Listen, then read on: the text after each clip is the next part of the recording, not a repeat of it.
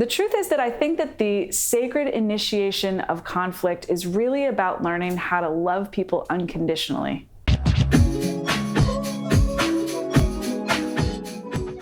My husband and I have been really leaning into conflict lately and really learning how to fight, which is something that I think I believed always. I theoretically was like, yeah, all couples need to know how to fight. I get that.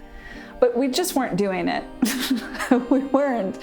We like managed to like sidestep or just avoid or like be nice and some, compromise just enough to, mostly we just didn't confront head on the heart of things. And for my part, it was just because I had not really had the experience that we could have conflict and not lose the relationship.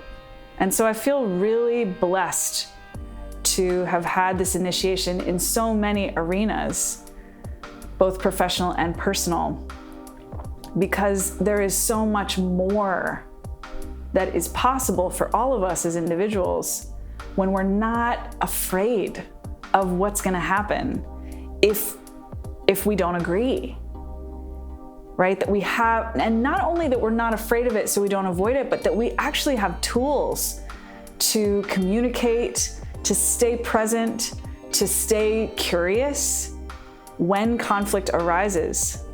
And I mean, what more profoundly useful skill is there in our current times when there is so much conflict? My childhood pattern of avoiding conflict could not help prepare me to meet the world as an adult.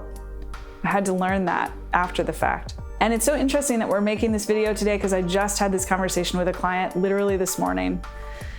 She was feeling frustrated and unsupported, and she reached out to me kind of expecting to have to fight to get more from me. She's an amazing woman. Like I have never had any difficulty with her. And this morning was the first time that any kind of conflict or even close to conflict had arisen, and I celebrated it.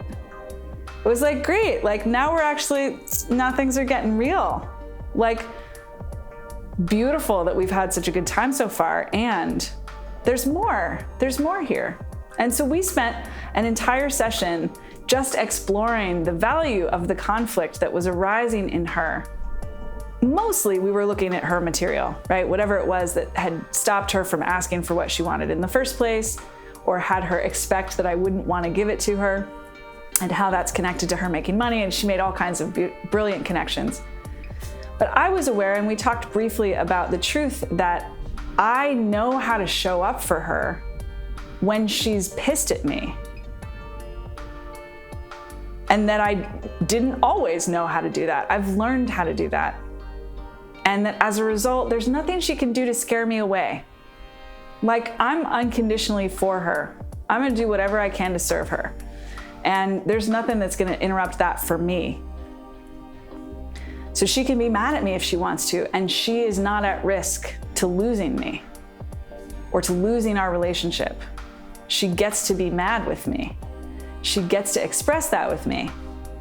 That's not the purpose of our work, but the fact that that's possible in the scope of our work gives her freedom to be even more herself, and to trust herself, and to trust the universe that we're in together, where she's creating her multi-million-dollar vision and global empire.